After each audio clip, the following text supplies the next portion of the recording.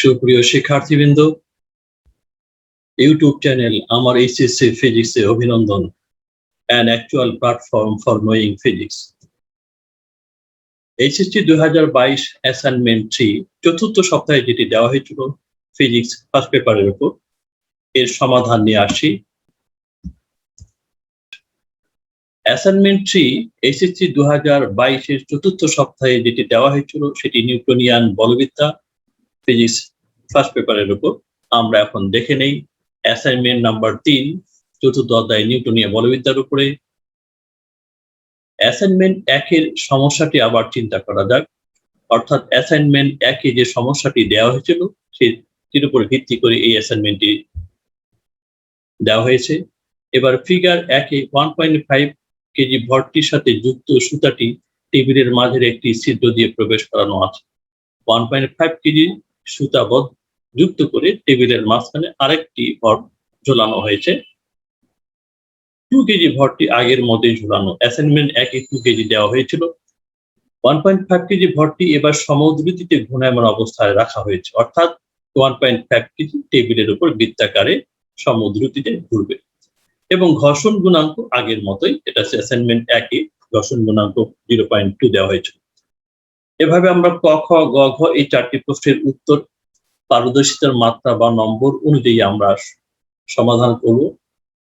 কিভাবে উত্তরটি যথাযথ হলে কতে 3 এর মধ্যে 3, খতে 2 এবং ঘতে 3 এবং 4 আমরা পেয়ে যাব। মোট 12 নম্বরে এই অ্যাসাইনমেন্টটি আমরা পর্যায়ক্রমে উত্তরে আসবো। প্রথমে আসবো ক, সমদ্রুতিতে ঘূর্ণায়মান 1.5 কেজি ভরের জন্য নিউটনের সমীকরণ।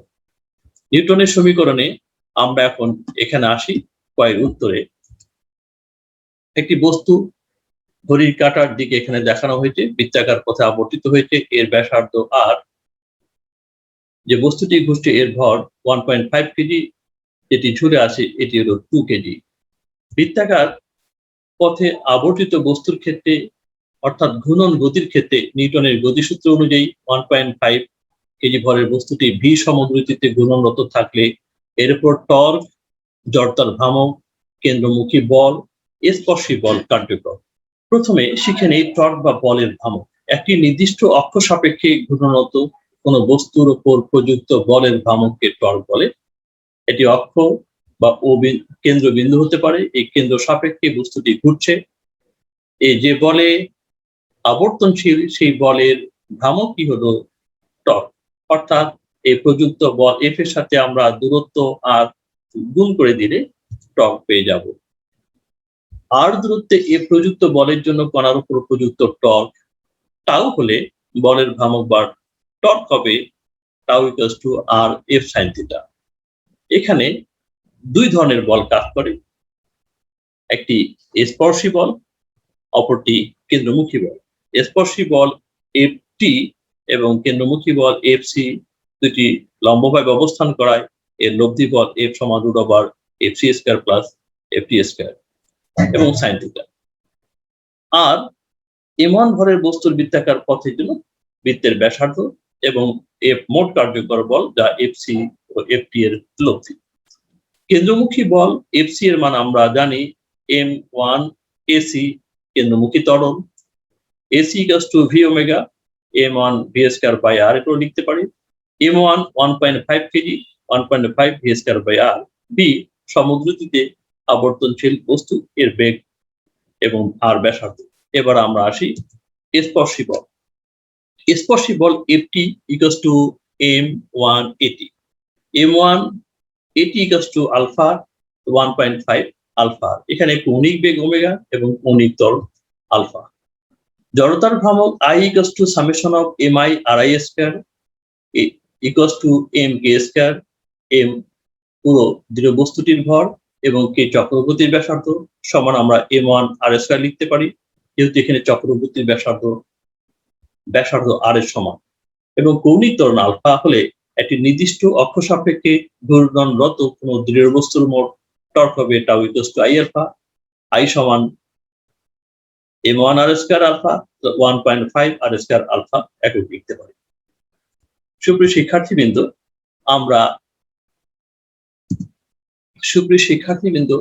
স্পর্শী বল এবং কেন্দ্রমুখী বলের জানবার ক্ষেত্রে আমার একটি ভিডিও আছে, এই ভিডিওটির লিংক দেওয়া হবে বিস্তারিত জানবার জন্য, সেই ভিডিওটি তোমরা দেখে নিতে পারো। এখন আমরা আসি পরবর্তী স্লাইডে। 1.5 কেজি ভরটি সমদ্রুতিতে ঘূর্ণায়মান অবস্থায় থাকার ফলে কাজ কত? সম্পাদিত কাজ আমাদের বের করে নিতে হবে। এই সম্পাদিত কাজের ক্ষেত্রে আমরা পূর্ণমান এখানে 2 দেওয়া হয়েছে। আমরা প্রাথমিক কিছু ধারণা দিয়ে নেই, এরপরে উত্তরটি পরে আসবো। এখানে 2 ধরনের বল কাজ করে, একটি কেন্দ্রমুখী বল FC, M1 AT M1 alpha.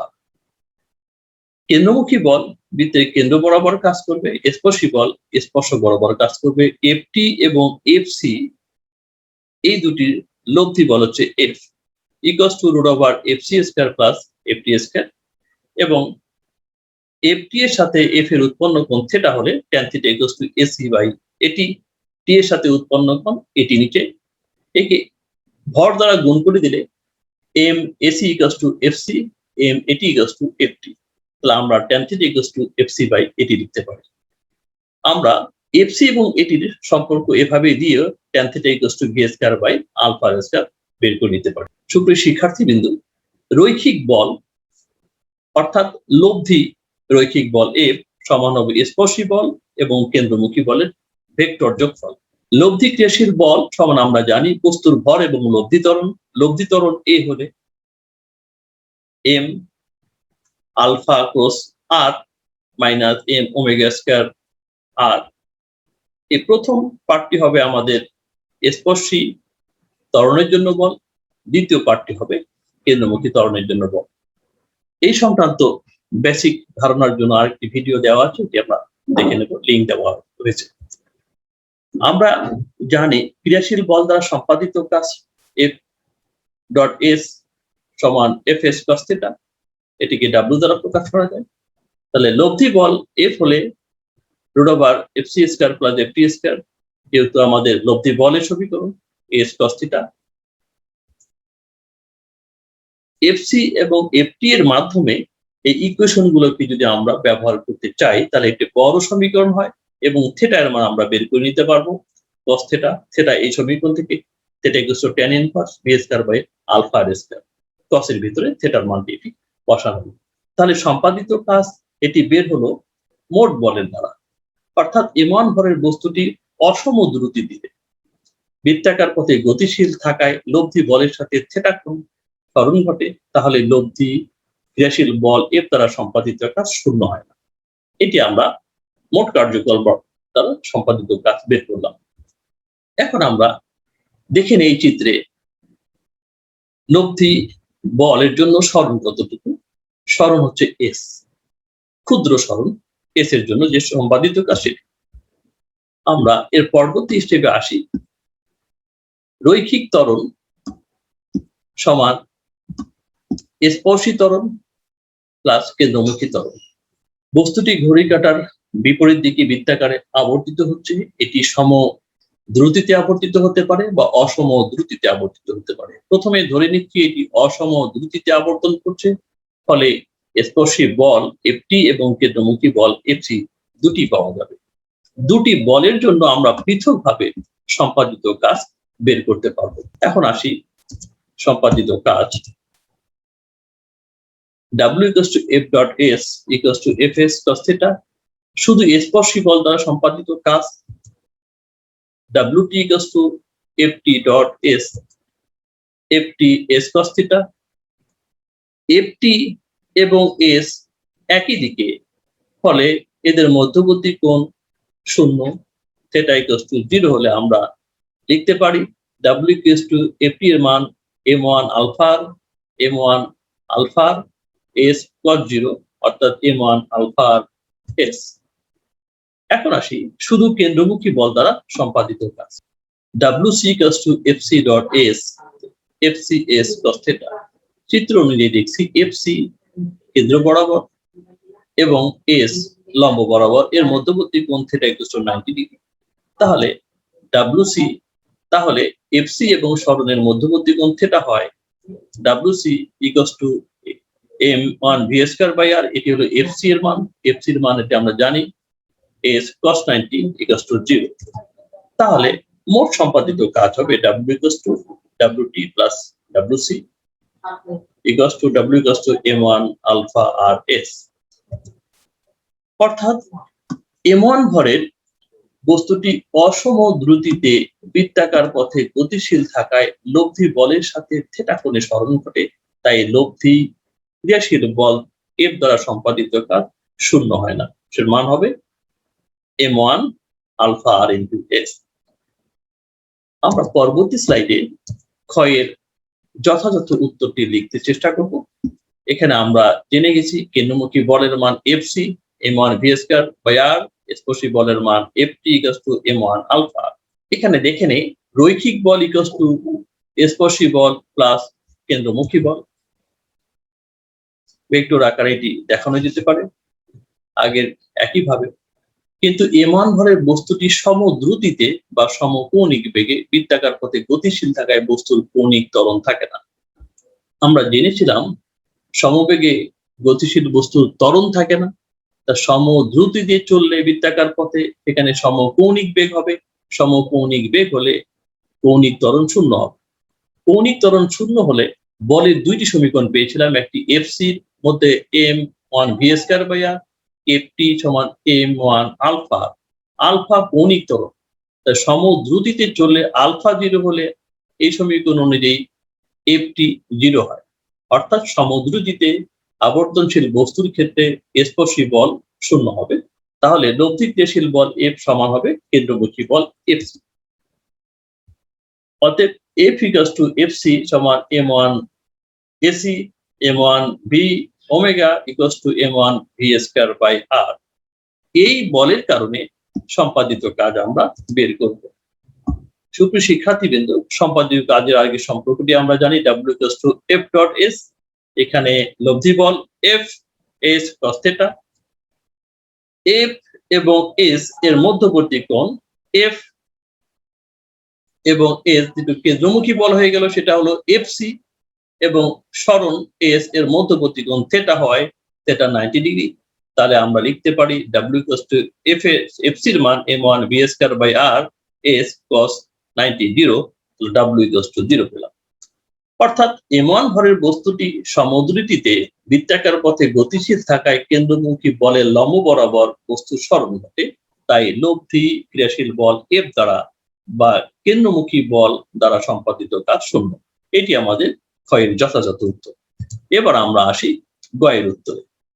সুপ্রিয় শিক্ষার্থীবৃন্দ, গয়ের উত্তরের ক্ষেত্রে আমরা দেখে নেই, যদি বস্তুটি অর্থাৎ 2 কেজি ভরটি স্থির অবস্থায় রাখতে হয় তাহলে 1.5 কেজি ভরটির দ্রুতি কত হওয়া দরকার। প্রথমে আমরা দেখে নিই এই চিত্রটি। সমদ্রুতিতে আবর্তনশীল হলে আমরা দেখেছি ft 0 এবং at 0, স্পর্শী বল শূন্য এবং স্পর্শী ত্বরণ শূন্য। তাহলে আমাদের থাকবে কেন্দ্রমুখী বল, কেন্দ্রমুখী ত্বরণ এবং লব্ধি বল এখানে অপ্রাসঙ্গিক। 1.5 কেজি ভরের বস্তুটির বেগ আমরা হিসেব করব। আবর্তনশীল অবস্থায় এখানে fc এর বিপরীতে আরেকটি বল কাজ করবে, সেটি হলো ft। আবর্তনশীল অবস্থায় কেন্দ্র বরাবর যে বল তার বিপরীত দিকে আরেকটি বল কাজ করবে। যেহেতু এখানে ঘর্ষণ গুণাঙ্ক আমাদের দেওয়া হয়েছে, এই ঘর্ষণ গুণাঙ্ক এই ক্ষেত্রে ব্যবহার করতে হবে। অর্থাৎ fc এর বিপরীতে যে ঘর্ষণ বল F কে, এই দুটির লব্ধি কে 2 কেজি ভরের ওজন দ্বারা প্রশমিত হলেই 1.5 কেজি ভরের বস্তুটি বৃত্তাকার পথে সমদ্রুতিতে আবর্তনশীল হবে। আমরা এখন দেখে নিই ভাষাগতভাবে এটিকে ব্যাখ্যা করি। ঘূর্ণন গতির ক্ষেত্রে নিউটনের সূত্র অনুযায়ী m2 সমান 2 কেজি ভরের বস্তুটিকে স্থির অবস্থায় রাখতে হলে m1 1.5 কেজি ভরের বস্তুকে ধরি v সমদ্রুতিতে ঘোরাতে হবে। সমদ্রুতিতে বা সমকৌণিক বেগে r ব্যাসার্ধে বৃত্তাকার পথে গতিশীল থাকায় বস্তুর কৌণিক ত্বরণ থাকে না, ফলে আলফা 0, স্পর্শী বল F equals to m1 alpha equals to 0। তাহলে লব্ধি কার্যকর বল F equals to হবে কেন্দ্রমুখী বল fc। যেটি আমরা আগের ধারণা থেকে শিখেছি। টেবিল ও M1 অর্থাৎ 1.5 কেজি ভরের মধ্যকার ঘর্ষণ গুণাঙ্ক এটা ধরে নেই মিউকে ইকুয়ালস টু 0.2, তাহলে গতীয় ঘর্ষণ বল হবে FTS to mu K R equals to mu K M1G, যা এফসি কেন্দ্রমুখী বলের বিপরীতে ক্রিয়াশীল। সুপ্রিয় শিক্ষার্থীবৃন্দ, M2 ভরের বস্তুটিকে স্থির রাখতে হলে M2 ভরের ওজন যেটি হবে এফসি এবং এফ এর লব্ধি বল সামেশন অফ এফ এর সমান হতে হবে, তাহলে এটি ভি সমবৃত্তীয় গতিতে ঘুরতে থাকে, অর্থাৎ সামেশন অফ এফ এবং ডাব্লু সমান হতে হবে। আমরা পরবর্তী স্লাইডে আসি। ঠিক একইভাবে এই টেবিলের উপর একটি বস্তু আছে, তাহলে M1 ভরের বস্তুটি এভাবে বৃত্তাকার পথে আবর্তনশীল। যেহেতু আমাদের এফসি বলই কার্যকর, ভি স্থির বেগে আবর্তনশীল হওয়ায় কেন্দ্রমুখী বল ঠিক এই বিন্দুতে বিবেচনা করি। এখানে M1 ভরের বস্তুটি আছে, এফসির বিপরীত দিকে এফ কে, তাহলে ঘর্ষণ বল এফসি থেকে বিয়োগ হবে সামেশন অফ। আমরা এই মান বসে দিই, summation of F equals to M1 V square by R F K mu K M1 G. কেন্দ্রমুখী বলের মান FC equals to M1 V square by R. W equals to M2G, সাম্য অবস্থায় আমরা এটা লিখতে পারি summation of F equals to W। এই মানগুলি বসিয়ে দিলে নতুন একটি সমীকরণ আমরা পাবো M1 V square by R, side change করলে M1 মিউ কে G প্লাস M2G। এখান থেকে আমরা V বের করে নিলে নতুন একটি সমীকরণ পাওয়া যায়। এখানে R দ্বারা মাল্টিপ্লাই করে M1 দিয়ে ভাগ করে দেওয়া হয়েছে, তাহলে এখানে আমরা M2G M1 দিয়ে ভাগ করলে M2 বাই M1 ইন্টু জি আর দ্বারা মাল্টিপ্লাই, এবং মিউ কে জি আর, মিউ কে M1G M1 দিয়ে ভাগ করলে শুধু থাকবে মিউ কে জি আর। সুপ্রিয় শিক্ষার্থীবৃন্দ, আমরা জি আর কমন নিয়ে নতুন একটি সম্পর্ক পেয়ে গেলাম।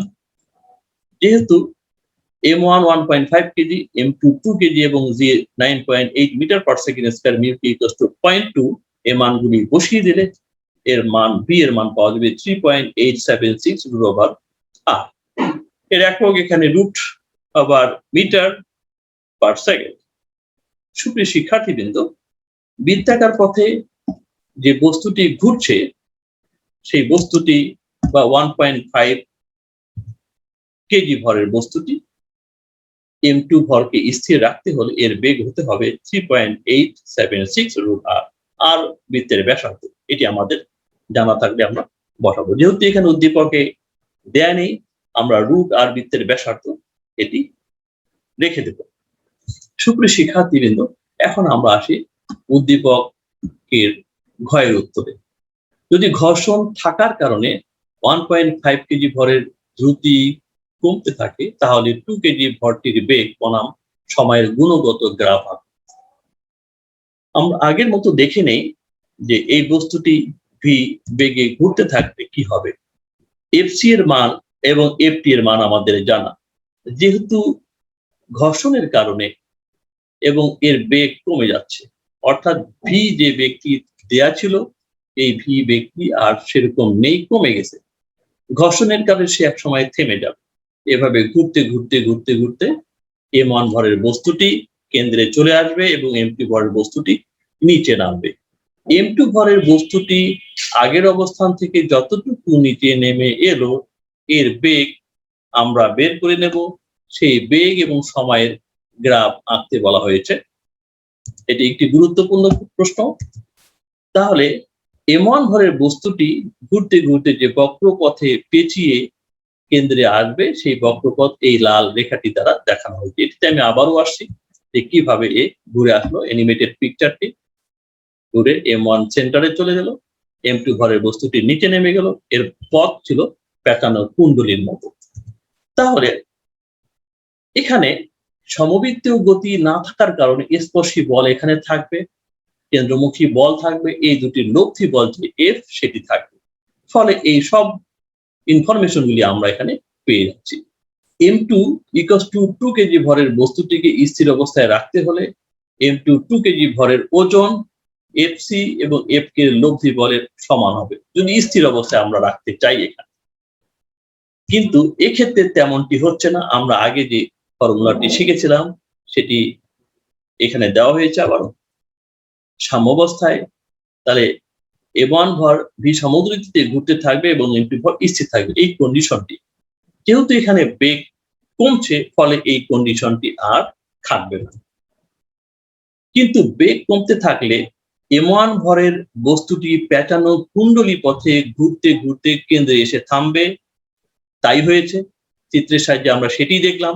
এবং m2 ভর স্থির অবস্থা থেকে r ব্যাসার্ধের সমান দূরত্বে নিচে নেমে যাবে। অর্থাৎ m1 ভরের বস্তুটি পেঁচিয়ে কেন্দ্রে চলে আসা মানে r দূরত্ব সরে আসা, ঠিক সমান পরিমাণ দূরত্ব m2 ভরের বস্তুটি নিচে নামবে, সেটি এখানে বলা হয়েছে। এই অবস্থায় ঘর্ষণ ওজন যেটি এবং ঘর্ষণ বল m কে μ1g অপেক্ষা এটি বড় হবে।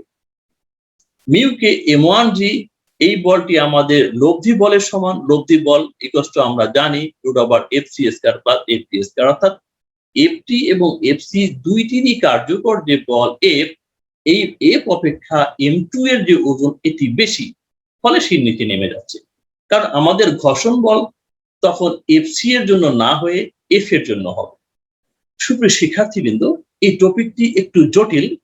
এই টাইপের আমার একটি ভিডিও কেন্দ্রমুখী বল কি কি কারণে কাজ করে, স্পর্শী বল কি কি কারণে কাজ করে, সেটির একটি ভিডিওর লিঙ্ক দেওয়া হবে, সেটি দেখে নিলে আরো ধারণা ক্লিয়ার হবে।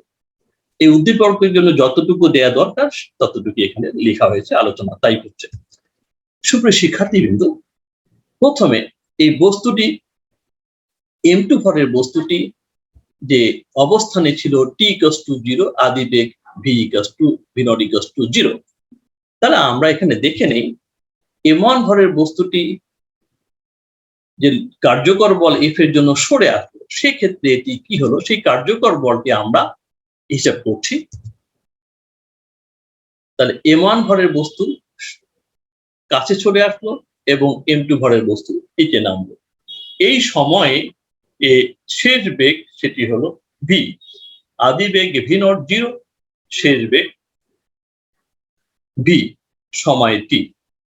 তাহলে আমরা এখানে দেখে নেই m2 ভরের ক্ষেত্রে যে ত্বরণ, এটি আমরা অ্যাসাইনমেন্ট 1-এ শিখেছিলাম। শুধু এখান থেকে সরাসরি আমরা যে ত্বরণ পাচ্ছি সেই ত্বরণটি আমরা বের করে নেব। সরাসরি আমরা এটা লিখে নিতে পারি। ত্বরণ অর্থাৎ m2 ভরের বস্তুটি যে ত্বরণে নিচে নামবে, এই বস্তুর ত্বরণ a = m2 - μ k m1 by m1 plus m2 into g। এখানে ভাষাগতভাবে আসি, m2 ভর স্থির অবস্থা থেকে r ব্যাসার্ধের সমান দূরত্বে নিচে নামার ক্ষেত্রে a ত্বরণ প্রাপ্ত হবে, g নয়। কারণ m2 ভরটি মুক্তভাবে পতিত হচ্ছে না, যেহেতু এটি সুতা দিয়ে বাঁধা। অর্থাৎ মুক্তভাবে পতিত হলে ত্বরণ g হতো, সুতা দিয়ে বাঁধা হওয়ার কারণে এর ত্বরণ হবে a। নিচের সমীকরণের সাহায্যে আমরা a এর মান বের করে নেব। এটি আমাদের সহজ সমীকরণ। m1, m2, g এবং μ k এর মান জানা থাকায় a = আমরা পেয়ে যাব 4.76 মিটার/সেকেন্ড²। সুপ্রিয় শিক্ষার্থীবৃন্দ, m2 ভরের বস্তুর ক্ষেত্রে গতি সমীকরণ এখন আমরা ব্যবহার করব। আমরা জানি v = v0 প্লাস এটি। v0 আদি বেগ 0 হলে v = 4.76 t, আদি বেগ শেষ বেগ এবং ত্বরণ এখানে দেওয়া হয়েছে। পরবর্তী স্লাইডে আমরা এখানে একটি চার্ট ব্যবহার করতে পারি সময় এবং বেগের। v = 4.76 t, এই সমীকরণ ব্যবহার করে সময়কে আমরা ধরে নিচ্ছি 0 second, 1 second, 2 second, 3 second, 4 second, আরো ধরা যেতে পারে। সেই অনুযায়ী 0 সেকেন্ডে 0 বসিয়ে দিলে 0 হবে, 1 বসিয়ে দিলে একই রকম মান পাওয়া যাবে 4.76, 2 হলে 2 দ্বারা মাল্টিপ্লাই, 3 হচ্ছে লেখচিত্রের বেগ বনাম সময় এর x অক্ষে আমরা সময় বসিয়ে দিই এবং y অক্ষে বেগ বসিয়ে দিই। সময়ের শুরু 0 এবং শেষ হলো 4, তাহলে স্কেলিং আমরা করে নেই 1 2 3 4, অর্থাৎ 10 ঘর 1। এখানে স্কেলিং করলে প্রত্যেকটি ঘরের মান আলাদা করে লেখার কোনো প্রয়োজন নেই। এবং y অক্ষে আমাদের এখানে রেঞ্জ 0 থেকে 20 ধরে নিতে পারি, তাহলে 0, 5, 10, 15, 20। এখন আমরা বিন্দুগুলি স্থাপন করি। 0 প্রথম বিন্দু স্থানাঙ্ক, দ্বিতীয় বিন্দু 1 4.76, তৃতীয় বিন্দু 2 9.52, তৃতীয় বিন্দু 3 14.28, এর পরের বিন্দু 4.4 19.04। তাহলে গ্রাফটি আমরা পেলাম একটি মূল বিন্দুগামী সরলরেখা। অর্থাৎ m2 ভর স্থির অবস্থা থেকে নিচে নামার ক্ষেত্রে বেগ বনাম সময় একটি মূল বিন্দুগামী সরলরেখা হবে। সুপ্রিয় শিক্ষার্থীবৃন্দ, উদ্দীপকের সর্বশেষ সমাধান হবে এটি। আশা করি যথাযথভাবে লিখলে পূর্ণ নাম্বার পাওয়া যাবে। আজকে এখানেই রাখছি। আগামী দিনের পরবর্তী কোনো ভিডিও নিয়ে আবার হাজির হব। ততদিন সুন্দর ও সুস্থ থাকি। সবাইকে ধন্যবাদ।